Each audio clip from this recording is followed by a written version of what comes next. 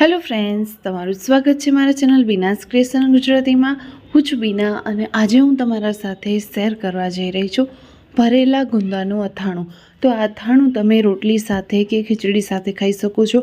ખૂબ જ ટેસ્ટી લાગે છે, પ્લસમાં વરસ સુધી આ અથાણું ખરાબ નથી થતું। તો ચાલો ફ્રેન્ડ્સ, બનાવવાનું શરૂ કરીએ ભરેલા ગુંદાનું અથાણું। તો ભરેલા ગુંદાનું અથાણું બનાવવા માટે સૌપ્રથમ તો આપણે અહીં ગુંદા લઈ લેવાના છે। તો અહીં મેં 2.5 કિલો જેટલા ગુંદા લીધા છે અને આજે મારા મમ્મી અથાણું બનાવી રહ્યા છે। તો 2.5 કિલો જેટલા ગુંદા લઈ લીધા છે। તેને આપણે હાથની મદદથી ફોડી કે દસ્તાથી ફોડી અને તેના અંદરની જે ચિકાસ હોય એ આપણે કાઢી લેવાની છે। તો અહીં આપણે ગુંદાને ફોડી તેનામાંથી ઠળિયાનો ભાગ કાઢી અને મીઠાવાળી આંગળી કરીને આ રીતે અંદર ફેરવી દેવાની છે, જેથી કરીને આ ગુંદામાંથી બધી જ ચિકાસ નીકળી જશે। પ્લસમાં આપણે જ્યારે ગુંદાની ખરીદી કરીએ ત્યારે એકદમ સરસ એવા કાચડા ગુંદા લઈ લેવાના છે, જેથી કરીને તેનામાં ચિકાસનો ભાગ બહુ જ ઓછો હોય। તો ફ્રેન્ડ્સ, આપણે અહીં ગુંદાને અંદરથી સાફ કરી પછી એક બરણીમાં આપણે તેને ભરવાના છે અને બરણીમાં આપણે કેરીનું પાણી મૂકી દઈશું, જેથી કરીને આ ગુંદામાં જરાય પણ ચિકાસ રહી ગઈ હોય તો બિલકુલ ના રહે। અને પ્લસમાં એક રાત માટે આ ગુંદાને આપણે રાખવાના હોય છે। તો કેરીનું પાણી હશે તો ગુંદાનો કલર ચેન્જ ઓછો થશે। તો અહીં આપણે બરણીમાં બધા જ ગુંદા સરસ રીતે સાફ કરી અને ભરી દીધા છે। હવે તેને એક રાત માટે મૂકી દઈશું। ત્યાર પછી આપણે અહીં તેનો મસાલો કરવાનો છે। તો મસાલા માટે 1 વાટકી જેટલા રાઈના કુરિયા, 1 વાટકી જેટલા મેથીના કુરિયા અને 1 વાટકી જેટલા ધાણાના કુરિયા અહીં લઈ લીધા છે। એ બધા મિક્સ કરી દીધા છે અને ફરી પાછું આપણે 1 વાટકી જેટલા લઈ લેવાના છે ધાણાના કુરિયા। ત્યાર પછી આપણે અહીં લઈ લઈશું મેથીના કુરિયા અને 1 વાટકી જેટલા રાઈના કુરિયા, એટલે બધી જ 2-2 વાટકી લઈ લેવાની છે, કારણ કે મમ્મીએ પહેલાંથી જ 1-1 વાટકી મિક્સ કરી મૂકી હતી, એટલે મેં પાછળથી આ રીતના 1-1 વાટકી ભરીને માપ બતાવ્યો છે। તો માપમાં 2-2 વાટકી રાઈ, મેથી અને ધાણાના કુરિયા લઈ લેવાના છે। હવે અહીં આપણે 2 વાટકી જેટલી વરિયાળી લેવાની છે, સાથે સાથે તમાલપત્ર લઈ લેવાના છે, તજના ટુકડા, ચક્રફૂલ અને સાથે સાથે આપણે લવંગ અને મરી લઈ લેવાના છે। તો એ તમે તમારા ટેસ્ટ એકોર્ડિંગ ઉમેરી શકો છો। હવે આ બધા જ આખા મસાલાને ગેસ ઉપર થોડી વાર માટે શેકી લઈશું। જ્યાં સુધી સરસ એવી સુગંધ ના આવે ત્યાં સુધી આપણે તેને શેકવાના છે અને ત્યાર પછી આપણે તેને ઠંડા કરી લઈશું। તો અહીં આપણે લઈ લીધી છે સૂકેલી લાલ મરચી, જેને આપણે આ રીતે હાથની મદદથી ક્રશ કરી લેવાની છે। તો આ બધી તૈયારી આપણે કરીને રાખવાની છે। હવે આપણે અહીં સાઈડમાં 1/2 લીટર જેટલું સરસ્યું તેલ ગરમ કરી લેશું અને આપણે જે કઢાઈમાં રાઈ, મેથીના કુરિયા ઉમેરીને રાખ્યા હતા તેનામાં આપણે હિંગ ઉમેરી દેવાની છે 1 ચમચી જેટલી અને તેનામાં આપણે આ લાલ લવિંગિયા મરચાં સૂકા ઉમેરી દેવાના છે। હવે અહીં તેલ ગરમ થાય ત્યાં સુધી આપણે અહીં આ જે મસાલો છે, આખો મસાલો, તેને આપણે પીસી લેશું। તો એકદમ સરસ રીતે શેકાઈ ગયો છે મસાલો।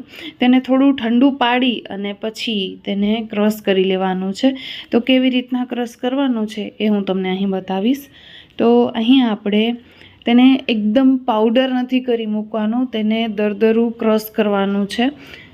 એકદમ પાવડર કરશો તો સારું નહીં લાગે આ અથાણામાં, ભરેલા ગુંદામાં, એટલે આપણે થોડું થોડું તેને ક્રશ કરવાનું છે।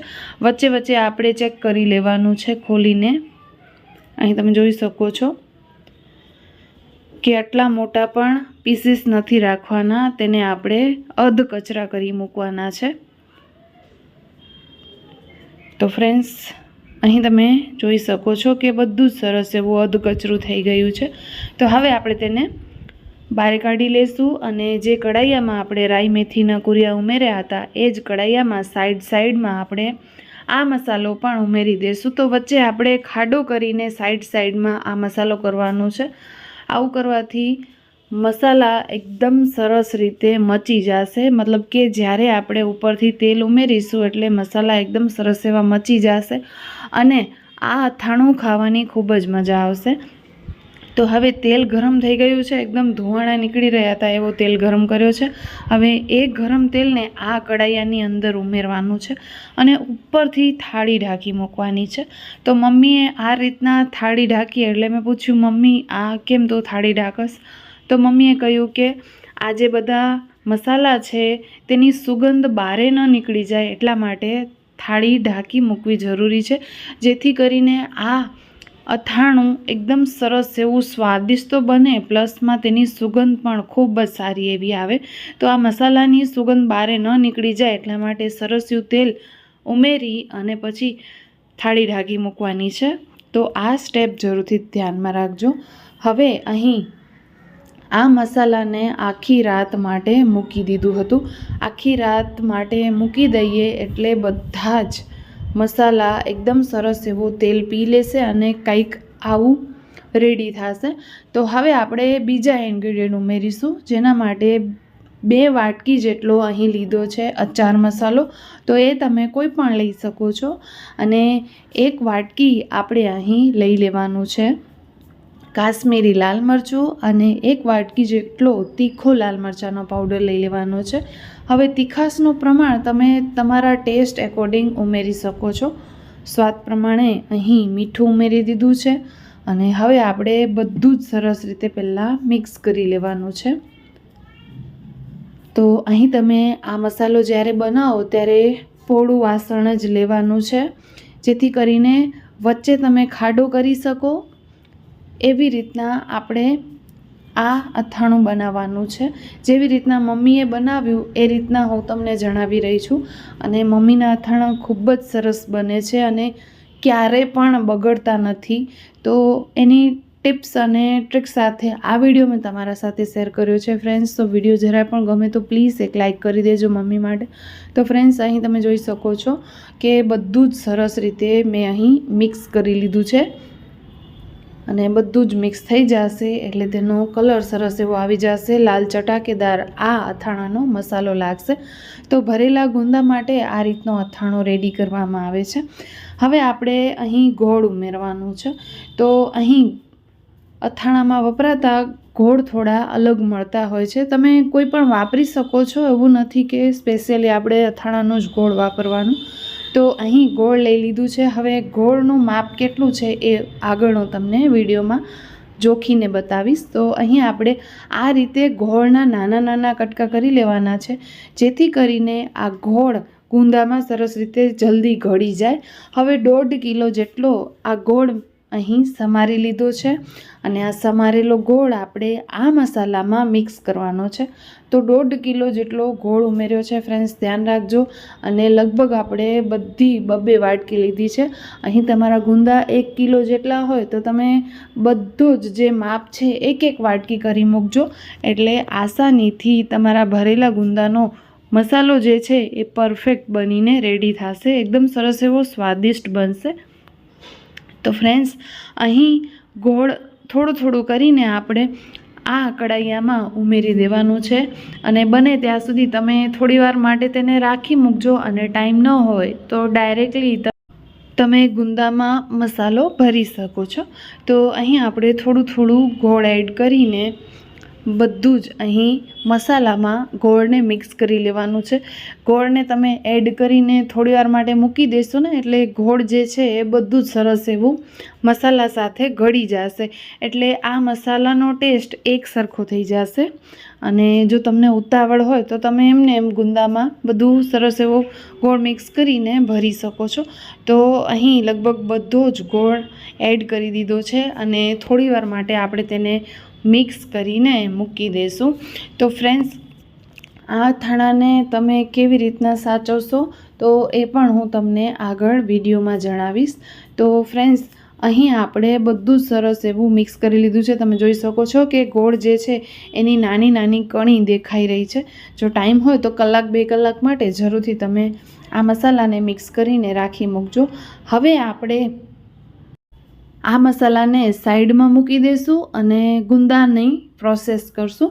તો નીચે અહીં પ્લાસ્ટિક પાથરી દીધી છે, ઉપર કપડું પાથરી દીધું છે અને ગુંદા જે આપણે બરણીમાં 1 રાત માટે મૂકી દીધા હતા એ બરણીમાંથી આપણે આ ગુંદાને ચાળણીમાં ઉમેરવાના છે. નીચે થાલો મૂકી દેવાનો છે જેથી કરીને કેરીનું પાણી બધું જ નીકળી જાય. અને આ ગુંદાને આપણે ઘરમાં સૂકવી દેવાના છે. તો ફ્રેન્ડ્સ, કેટલી વાર સૂકવવાના એ હું તમને આગળ વિડીયોમાં જણાવીશ.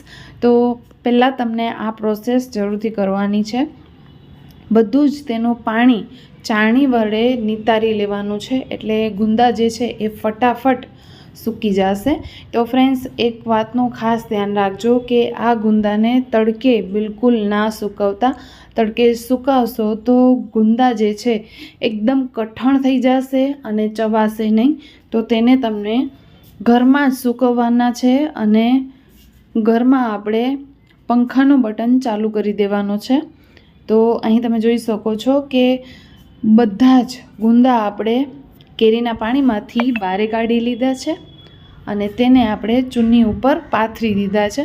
તો આ રીતે આપણે તેને છૂટા કરી મૂકશું જેથી કરીને ઝટપટ સૂકી જાય. તો લગભગ અડધો કલાક કે પછી પોણો કલાક માટે જ આપણે તેને સૂકવવાના છે, વધારે નથી સૂકવવાના. થોડી વારમાં જ ગુંદા જે છે એ પંખા નીચે કોરા થઈ જશે. તો અહીં પંખાનો બટન દબાવી દીધો છે અને પંખો ચાલુ કરી મૂક્યો છે. હવે આપણે અડધા પોણા કલાક માટે તેને મૂકી દઈશું. અડધા પોણા કલાક બાદ તમે જોઈ શકો છો કે ગુંદા સરસ એવા સાફ થઈ ગયા છે અને હવે તેનામાં મસાલો ભરવાનું સ્ટાર્ટ કરી દીધું છે. તો અહીં અડધો મસાલો ગુંદામાં ભરાઈ ગયો છે અને અડધો મમ્મી ભરી રહ્યા છે. તો અહીં તમે જોઈ શકો છો કે ગુંદાનું મોઢું ખોલી અને તેની અંદર મસાલો ભરીને એકદમ સરસ રીતે દબાવવાનો છે. તો અહીં અડધો ડબ્બો ભરાઈ ગયો છે ગુંદાનો. ફરી પાછો ગુંદો લઈ લેવાનો છે, તેનામાં મસાલો નાખીને અંગૂઠાથી એકદમ પ્રેસ કરવાનો છે, એટલે એ મસાલો બારે બિલકુલ ના નીકળે અને લાંબા સમય સુધી અથાણું ટકી રહે. તો આ રીતે ગુંદામાં મસાલો ભરવામાં આવે છે. તો ફ્રેન્ડ્સ, અહીં આપણા બધા જ ગુંદા ભરાઈને રેડી થઈ ગયા છે.